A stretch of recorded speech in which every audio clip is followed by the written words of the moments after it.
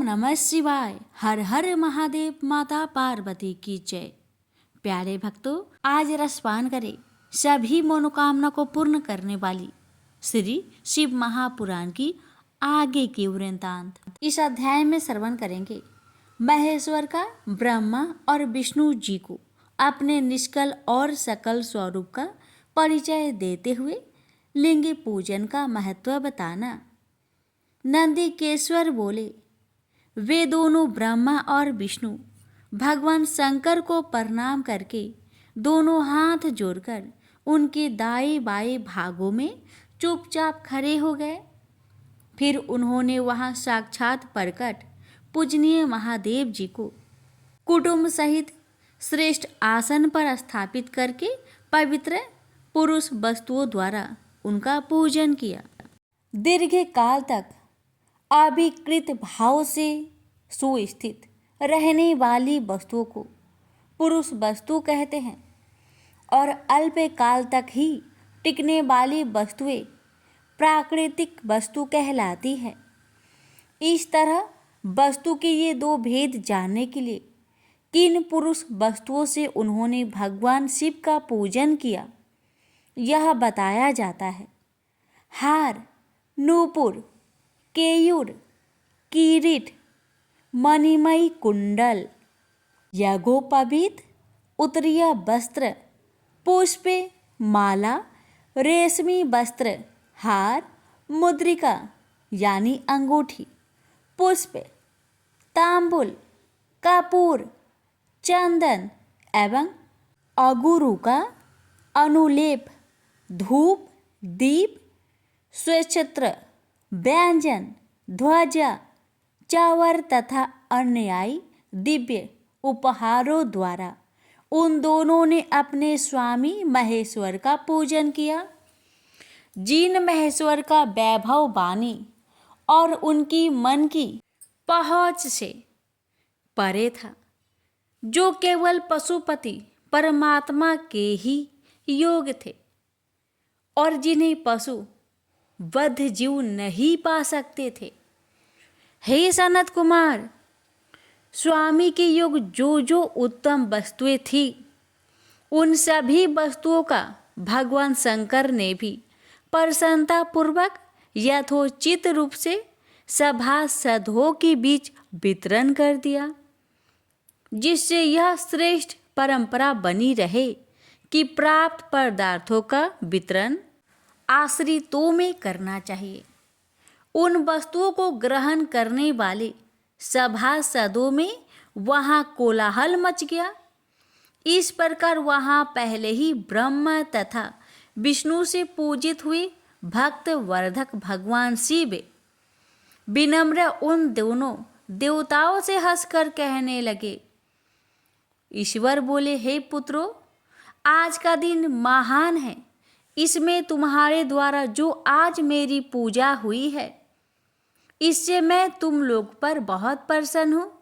इसी कारण यह दिन परम पवित्र और महान से महान होगा। आज की यह तिथि शिवरात्रि के नाम से विख्यात होकर मेरे लिए परम प्रिय होगी।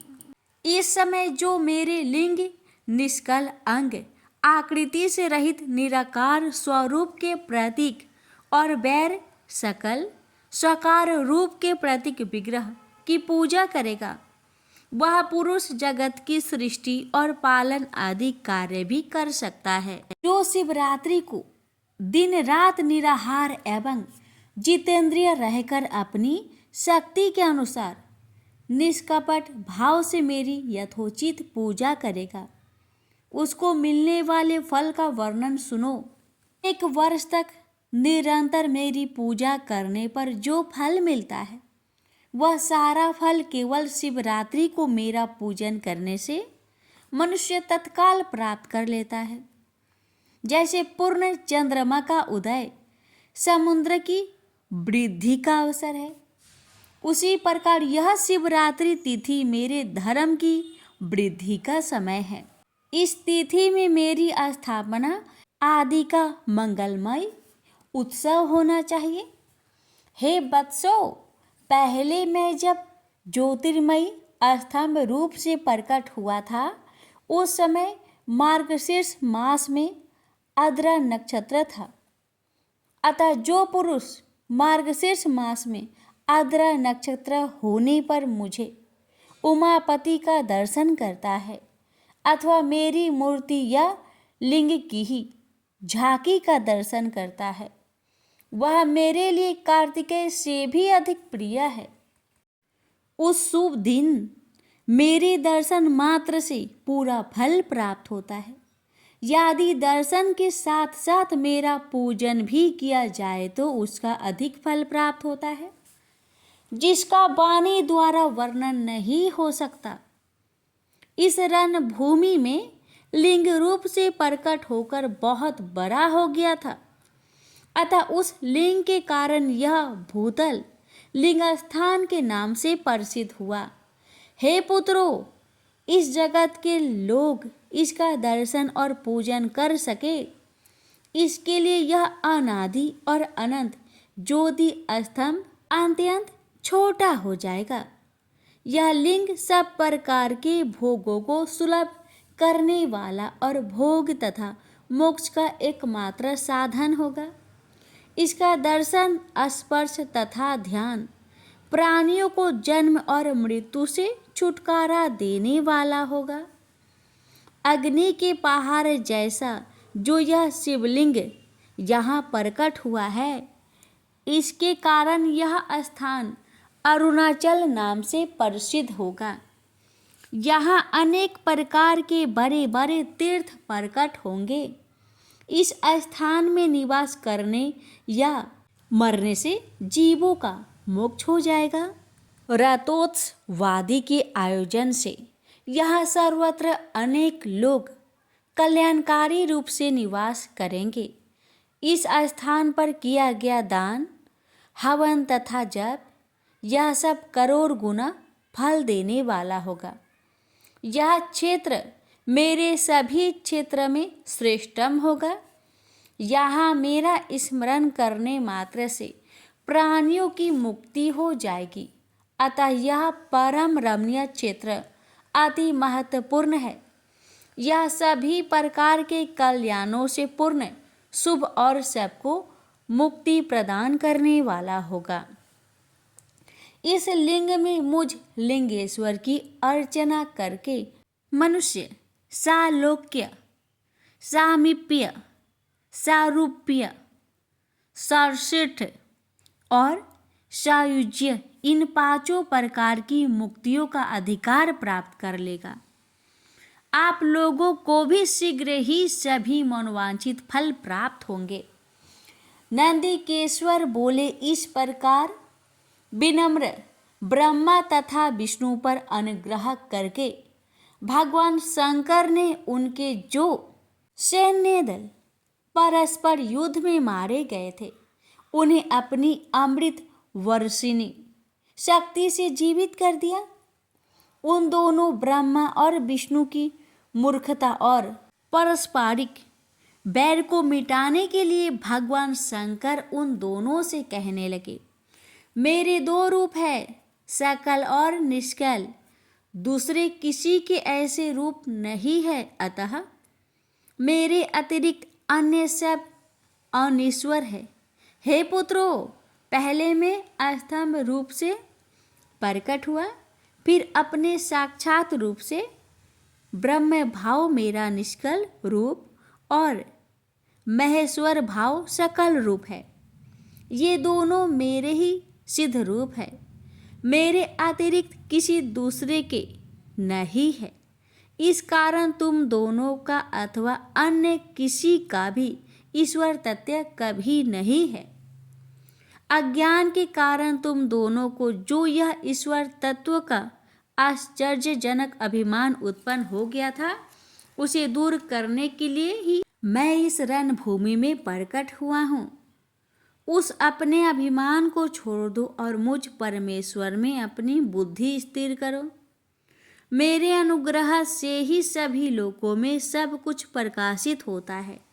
इस गूढ़ ब्रह्म तत्व को तुम्हारे प्रति प्रेम होने के कारण ही मैं बता रहा हूँ। मैं ही पर ब्रह्मा हूँ। कल सगुण और अकल निर्गुण, ये दोनों मेरे ही स्वरूप है। मेरा स्वरूप ब्रह्म रूप होने के कारण मैं ईश्वर भी हूँ। जीवों पर अनुग्रह आदि करना मेरा कार्य है। हे ब्रह्मा और केशव, सबसे बृहत् और जगत की वृद्धि करने वाला होने के कारण मैं ब्रह्मा हूँ।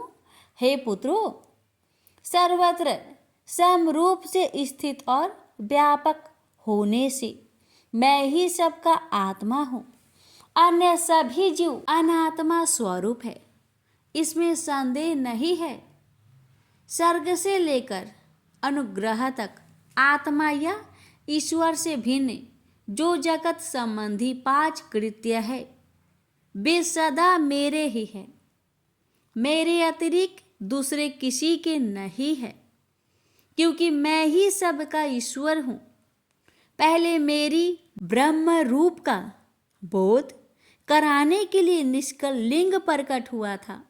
फिर तुम दोनों को अज्ञात ईश्वर तत्व का स्पष्ट साक्षात्कार कराने के लिए मैं साक्षात जगदीश्वर ही सकल रूप में तत्काल प्रकट हो गया। अतः मुझ में जो इस तत्व है उसे ही मेरा सकल रूप जानना चाहिए, तथा जो यह मेरा निष्कल स्तंभ है, यह मेरे ब्रह्म स्वरूप का बोध कराने वाला है। हे पुत्रों, लिंग लक्षण युक्त होने के कारण यह मेरा ही लिंग चिन्ह है। तुम दोनों को प्रतिदिन यहाँ रहकर इसका पूजन करना चाहिए। यह मेरा ही स्वरूप है और मेरे सामीप्य की प्राप्ति कराने वाला है। लिंग और लिंग में नित्य अभेद होने के कारण मेरे इस लिंग का महान पुरुषों का भी पूजन करना चाहिए। हे वत्सो, जहाँ जहाँ जिस किसी ने मेरे लिंग को स्थापित कर लिया, वहाँ मैं अप्रतिष्ठित होने पर भी प्रतिष्ठित हो जाता हूँ। मेरे एक लिंग की स्थापना करने का फल मेरी समानता की प्राप्ति बताया गया है। एक के बाद दूसरे शिवलिंग की भी स्थापना कर दी गई, तब फल स्वरूप से मेरे साथ एक तत्व सायुज्य मोक्ष रूप फल प्राप्त हो जाता है। प्रधानतया शिवलिंग की ही स्थापना करनी चाहिए। मूर्ति की स्थापना उसकी अपेक्षा गौण है। शिवलिंग के अभाव में सब ओर से मूर्ति युक्त होने पर भी वह स्थान क्षेत्र नहीं कहलाता है। ब्रह्मा और विष्णु बोले, हे प्रभु, हम दोनों को सृष्टि आदि 5 कृत्यों का लक्षण बताइए। शिवजी बोले, मेरे कृत्यों को समझना अत्यंत गहन है, तथापि मैं कृपा पूर्वक तुम दोनों को उनके विषय में बता रहा हूँ। हे ब्रह्मा और अच्युत, सृष्टि, स्थिति, संहार, तिरोभाव और अनुग्रह, ये 5 ही मेरे जगत संबंधी कार्य है जो नित्य सिद्ध है। संसार की रचना का जो आरंभ है वह सर्ग है। मुझसे पालित होकर सृष्टि का सुस्थिर रूप से रहना ही उसकी स्थिति कहा गया है। उसका विनाश ही संहार है। प्राणों का उत्क्रमण ही तिरोभाव है। इन सब से छुटकारा मिल जाना ही मेरा अनुग्रह है। इस प्रकार मेरे 5 कृत्य है। इन मेरे कर्तव्यों को चुपचाप अन्य पंचभूत आदि वहन करते रहते हैं। जैसे जल में पड़ने वाले गोपुर बिंब में आगमन होता रहता है। सृष्टि आदि जो 4 कृत्य है वे संसार का विस्तार करने वाले हैं। 5वां कृत्य अनुग्रह मोक्ष का हेतु है। वह सदा मुझ में ही अचल भाव से स्थिर रहता है। मेरे भक्तजन इन 5 कृत्यों को 5 भूतों में देखते हैं। सृष्टि भूतल में, स्थिति जल में, संहार अग्नि में, तिरोभाव वायु में और अनुग्रह आकाश में स्थित है। पृथ्वी से सबकी सृष्टि होती है, जल से सबकी वृद्धि होती है, आग सबको जला देती है, वायु सबको एक स्थान से दूसरे स्थान को ले जाती है और आकाश सबको अनुग्रहित करता है।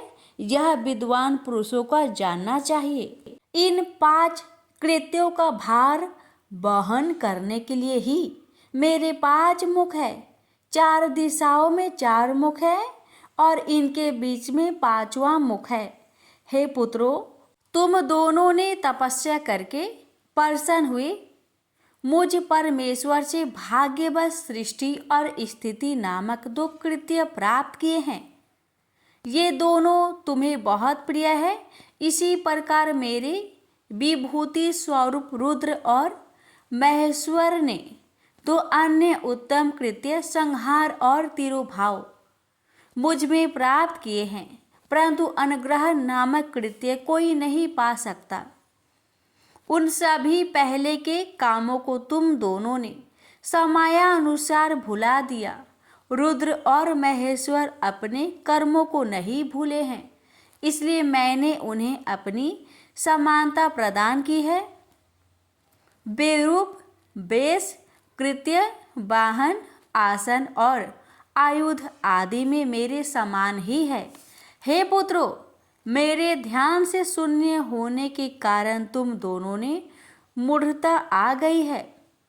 मेरे ज्ञान रहने पर महेश के समान अभिमान और स्वरूप नहीं रहता, इसलिए मेरे ज्ञान की सिद्धि के लिए मेरे ओमकार नामक मंत्र का तुम दोनों जप करो। यह अभिमान को दूर करने वाला है। पूर्व काल में मैंने अपने स्वरूप भूत मंत्र का उपदेश किया है, जो ओमकार के रूप में प्रसिद्ध है। वह महामंगलकारी मंत्र है। सबसे पहले मेरे मुख से ओंकार ओम प्रकट हुआ, जो मेरे स्वरूप का बोध करने वाला है। ओंकार वाचक है और मैं वाच्य हूँ। यह मंत्र मेरा स्वरूप ही है। प्रतिदिन ओमकार का निरंतर स्मरण करने से मेरा ही सदा स्मरण होता रहता है।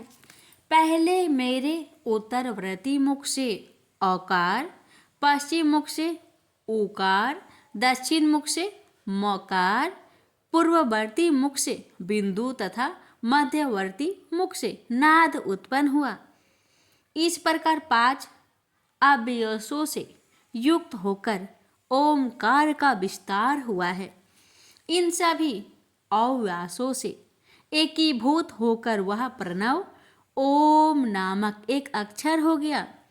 यह नाम रूपात्मक सारा जगत तथा वेद वर्णित स्त्री पुरुष वर्ग रूप दोनों कुल इस प्रणव मंत्र से व्याप्त है। यह मंत्र शिव और शक्ति दोनों का बोधक है।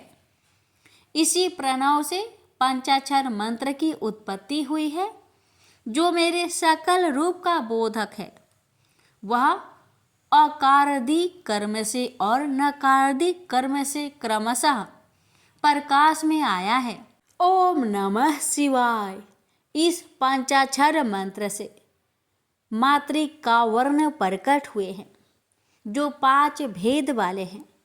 उसी से शिरो मंत्र तथा 4 मुखों से त्रिपदा गायत्री का प्रकट्य हुआ है। उस गायत्री से संपूर्ण वेद प्रकट हुए हैं और उन वेदों से करोड़ों मंत्र निकले हैं। उन मंत्रों से भिन्न भिन्न कार्यों की सिद्धि होती है, परंतु इस प्रणव एवं पंचाक्षर से संपूर्ण मनोरथों की सिद्धि होती है। इस मूल मंत्र से भोग और मोक्ष दोनों ही सिद्ध होते हैं। मेरे सकल स्वरूप से संबंध रखने वाले सभी मंत्र राज साक्षात भोग प्रदान करने वाले और शुभ कारक है। नंदिकेश्वर बोले, तदंतर जगदम्बा पार्वती के साथ बैठे हुए गुरुवर महादेव जी ने उत्तराभिमुख बैठे हुए ब्रह्मा और विष्णु को पर्दा करने वाले वस्त्र से आच्छादित करके उनके मस्तक पर अपना कर कमल रखकर धीरे धीरे उच्चारण करके उन्हें उत्तम मंत्र का उपदेश दिया। यंत्र तंत्र में बताई हुई विधि के पालन पूर्वक 3 बार मंत्र का उच्चारण करके भगवान शिव ने उन दोनों शिष्यों को मंत्र की दीक्षा दी। तत्पश्चात उन शिष्यों ने गुरु दक्षिणा के स्वरूप में अपने आप को ही समर्पित कर दिया और दोनों हाथ जोड़कर उनके समीप खड़े हो उन देवश्रेष्ठ जगत गुरु का स्तवन किया। ब्रह्मा और विष्णु बोले, हे प्रभु, आप निष्कल रूप है, आपको नमस्कार है। आप निष्कल तेज से प्रकाशित होते हैं, आपको नमस्कार है। आप सबके स्वामी हैं, आपको नमस्कार है। आप सर्वात्मा को नमस्कार है अथवा सकल स्वरूप आप महेश्वर को नमस्कार है। आप प्रणव के वाच्यार्थ है, आपको नमस्कार है। आप प्रणव लिंग वाले हैं, आपको नमस्कार है। सृष्टि पालन संहार तिरोभाव और अनुग्रह करने वाले आपको नमस्कार है। आपके 5 मुख है, आपको नमस्कार है। पंच ब्रह्म स्वरूप 5 कृत्य वाले आपको नमस्कार है। आप सबके आत्मा है, ब्रह्म है। आपके गुण और आपकी शक्तियाँ अनंत है, आपको नमस्कार है। आपके सकल और निष्कल 2 रूप है। आप सतगुरु एवं शंभु है, आपको नमस्कार है। इन पदों द्वारा आपने गुरु महेश्वर की स्तुति करके ब्रह्मा और विष्णु ने आपके चरणों में प्रणाम किया। ईश्वर बोले, हे वत्सो, मैंने तुम दोनों से सारा तत्व कहा और दिखा दिया। तुम दोनों देवी के द्वारा उपदिष्ट प्रणव ओम, जो मेरा ही स्वरूप है, का निरंतर जप करो। इसके जप से ज्ञान, स्थिर भाग्य सब कुछ सदा के लिए प्राप्त हो जाता है। आद्रा नक्षत्र युक्त चतुर्दशी को प्रणव का जप किया जाए तो वह अक्षय फल देने वाला होता है। सूर्य की संक्रांति से युक्त महा आद्रा नक्षत्र में एक बार किया हुआ प्रणव जप कोटि गुने जप का फल देता है। मृगशिरा नक्षत्र का अंतिम भाग तथा पुनर्वसु का आदि भाग पूजा, होम और तर्पण आदि के लिए सदा आद्रा के समान ही होता है। यह जानना चाहिए, मेरा या मेरे लिंग का दर्शन प्रभात काल में ही प्रातः तथा संगव मध्याह्न के पूर्व काल में करना चाहिए। मेरे दर्शन पूजन के लिए चतुर्दशी तिथि, निशित व्यापिनी अवस्था, प्रदोष व्यापिनी लेनी चाहिए, क्योंकि परिवर्तनी अमावस्या तिथि से युक्त चतुर्दशी की ही प्रशंसा की जाती है। पूजा करने वाले के लिए मेरी मूर्ति तथा लिंग दोनों समान हैं। फिर भी मूर्ति की अपेक्षा लिंग का स्थान श्रेष्ठ है। इसलिए मुमुक्षु पुरुषों को चाहिए कि वे बेर मूर्ति से भी श्रेष्ठ समझकर लिंग का ही पूजन करें। लिंग का ओमकार मंत्र से और वैर का पंचाक्षर मंत्र से पूजन करना चाहिए। शिवलिंग की स्वयं ही स्थापना करके अथवा दूसरे से भी स्थापना करवाकर उत्तम द्रवमयी उपचारों से पूजा करनी चाहिए। इसमें मेरा पद सुलभ हो जाता है। इस प्रकार उन दोनों शिष्यों को उपदेश देकर भगवान शिव वहीं अंतर्ध्यान हो गए।